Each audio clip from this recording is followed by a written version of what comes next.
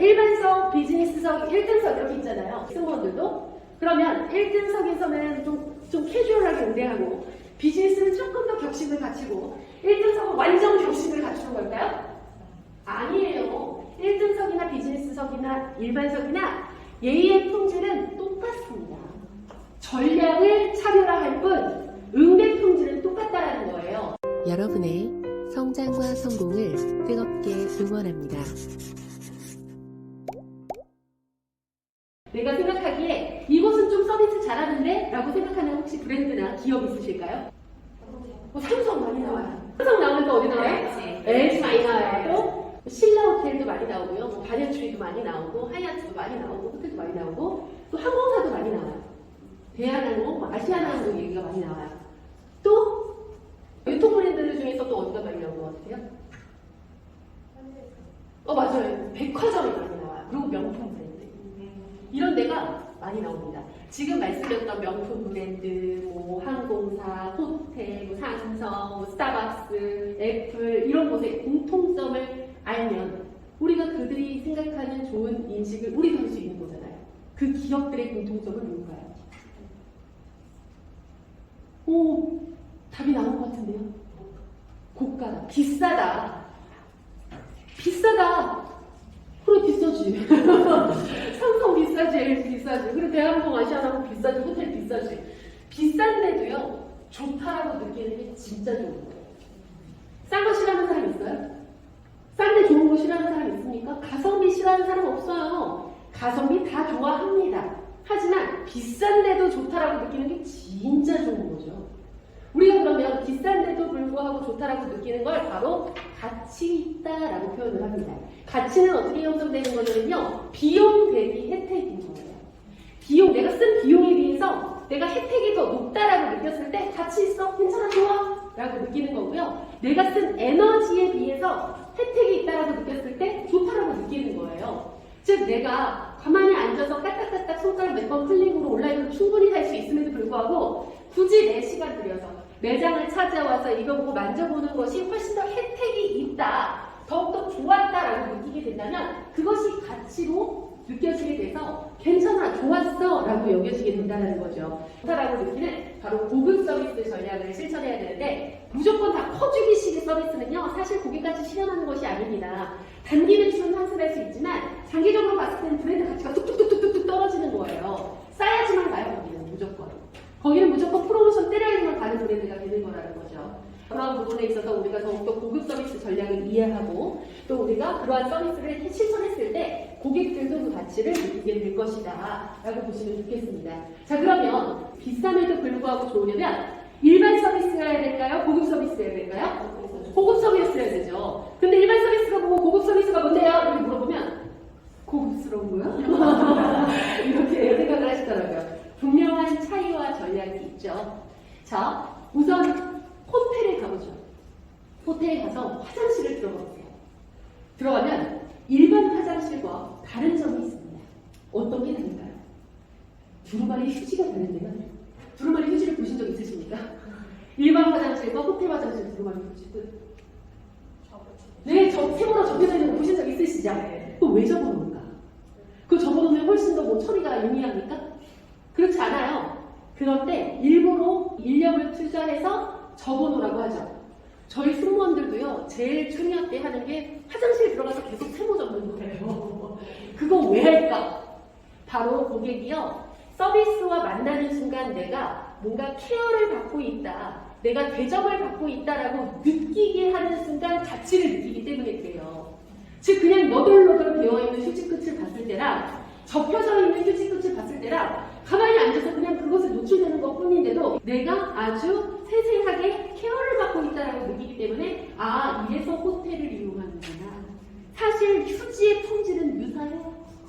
그렇죠? 뭐 실크로 되어 있는 거 아니잖아요. 그런데도 불구하고 가정을 어떻게 설계했느냐에 따라서 고객이 느끼는 가치는 다르다. 그래서 고객의 모든 과정을 아주 면밀하고 세분화해서 설계하고 전략적으로 대응하는 것이 바로 고급 서비스 전략이라고 이야기를 합니다. 그러면 고급 서비스를 얘기를 하려면 VIP, 프리미엄, 럭셔리 뭐 이런 거를 들어보신 적 있으시죠? 그렇죠? 근데 이것에 대해서 정확하게 구분을 하고 계십니까?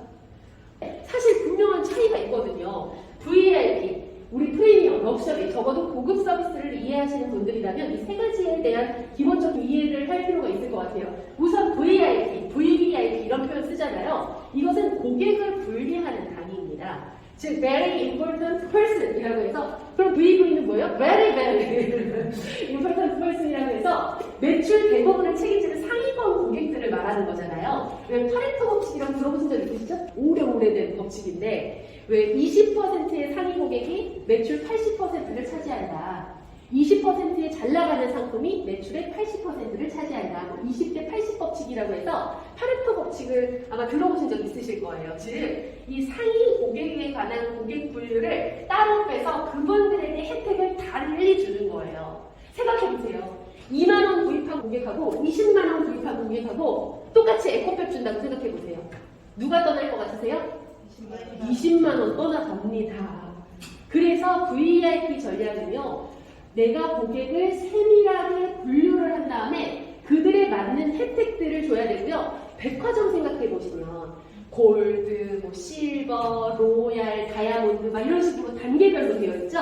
고객들은요, 그레이드를 유지하거나 업그레이드 하고 싶어 해요. 그래서 내가 이 브랜드 혹은 이곳에 있는 영향력을 확인받고 싶어 합니다. 고객 등급별 세분화를 해서 조금 더 상위 매출을 이끄는 고객들에게 혜택을 조금 더 많이 주는 그러한 전략들을 이야기를 하고 있습니다. 그리고 프리미엄은요, 일반 서비스에 대비해서 보다 고급화된 전략이 있어야 된다는 거예요. 프리미엄이 되려면요, 기준이 되는 일반이 있고 프리미엄이 있어야 되는 거예요. 예를 들면 콘다가 있고 렉서스가 있잖아요. 현대가 있고 제네시스가 있죠. 그래서 내가 프리미엄에 대한 정의를 정확하게 가지고 있는지도 되게 중요하고요. 아무 고객 유입 카테나 다 프리미엄을 소개하는 것이 아니라 더 업그레이드된 버전이라든지 또 소재를 고급화하는 버전인지 이런 식으로 분류해서 설명을 단계별로 나갈 수 있어야 한다라고 이야기하고 있습니다. 그리고 럭셔리라고 많이 들어보셨죠? 럭셔리는요, 사실 역사와 전통을 기반으로 하고 있어야 돼요. 근데 무조건 비싸면, 고가면 럭셔리다 착각을 하시는 분들이 되게 많은데, 왜 우리가 명품이라고 하면 유럽에서 귀족들이나 왕족들한테만 나가는 그런 선물 같은 것이었기 때문에 일반 사람들은 구매할 수가 없었거든요, 예전에는. 그래서 명품이라고 했어요. 고객을 한정화해서 고급 라인으로 나가는 것이 바로 럭셔리라고 이야기를 합니다. 그래서 럭셔리 서비스 같은 경우에는요, 명품과 같이 콜라보를 하는 경우가 되게 많아요. 그래서 대한항공 같은 경우에도 1등석에 탑승하는 고객들 화장실에는요, 에르메스 미니어처 향수 이런 것들이 다 있습니다. 불가리 향수 막 이런 게 다 있어요. 그런 것들을 사용할 수 있고요. 적어도 우리가 VIP, 프리미엄, 럭셔리에 대한 정확한 구분을 하고 우리가 어느 전략으로 갈 것인지 기억하셔야 돼요. 명품 브랜드 같은 경우는 1대1 셀러를 기본으로 하고 있습니다. 그래서 고객 경험을 관리하는 브랜드들의 공통점을 보면 대부분 1대1 셀러를 기준으로 하고 있어요. 자, 그러면 1대1 전담 셀러들이 무엇을 하는지를 딱 보면 우선 고객이 이제 대기 라인을 통해서 대기를 하다가 들어가잖아요. 한 대부터 진행을 하고 어떠한 욕구와 니즈를 가지고 있는지 인터뷰를 하기 시작합니다. 혹시 예전에 사용하시고 계셨는지, 혹은 본인이 사용하실 거 보시는 건지, 아니면 뭐 생각해 놓으신 상품이 있으신 건지, 어떠한 욕구가 관심이 있으신지 제가 도움을 드릴 테니까 어떠한 부분이 가장 궁금하셨는지 말씀해 주시면 제가 안내 도와드릴게요 라고 하면서 고객들이 가지고 있는 정보 수준을 체크합니다. 이 사람이 이런 브랜드를 많이 경험했던 사람인 건지, 아니면 잘 모르고 그냥 구경하러 온 것인지, 그런 고객 니즈를 파악한 다음에 상품 추천을 해줄 때는 이제 상품을 직접 보여주잖아요. 그때 상품을 보여줄 때 셀러들이 하는 행동이 있습니다. 네, 장갑을 이제 착용해요. 이런 모습에 노출되는 그 순간 고객들은 아, 이래서 명품이구나 이걸 생각하게 돼요. 그렇죠? 상품을 되게 고귀하게 다루면 다룰수록요, 내가 앞으로 갖게 되는 이 상품의 가치를 훨씬 더 높게 평가해서요. 근데 우리가 놓치는 것들 있죠. 여기에서 잠깐 멈춰서 우리의 매장을 딱 생각했을 때 보시라면서 이 옷을 턱턱 걸쳐놓고 겹쳐놓고 막 이러는 경우, 내가 고급 서비스를 제공한다지만 내 상품을 매우 저가 라인으로 취급하는, 아무리 우리가 설명을 가치 높게 만족스럽게 하고 아무리 우리가 이제 프리미엄 소재를 쓰고 있어요라고 해도 고객들이 보기에는 그닥 그렇게 가치롭게 느껴지지 않는 정말 작은 행위 하나로 고객들의 신뢰가 와르르 무너질 수 있거든요. 이런 거 같은 경우에 이런 게 특징이에요 라고 해서 이런 세일즈 포인트를 명확하게 전달한 후에 고객들이 이것을 다시 체험했을 때 훨씬 더 가치를 높게 평가하더라. 본인이 선택을 안 해도 만족하고요. 선택을 해도 만족합니다. 선택을 안 하면 내가 당하지 않았어. 넘어가지 않았어. 라고 하면서 만족할 거고요. 내가 선택하잖아요. 그러면 내가 더 좋은 선택을 했어.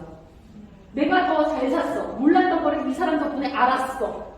라고 하면서 기회를 주고 선택은 고객이 하는 거예요. VIP 서비스라고 해서 아주 매출을 높여주는 고객한테만 집중하라는 것이 아니라 서비스 품질의 전략을 VIP화하라는 것이지 예의의 품질은 똑같습니다.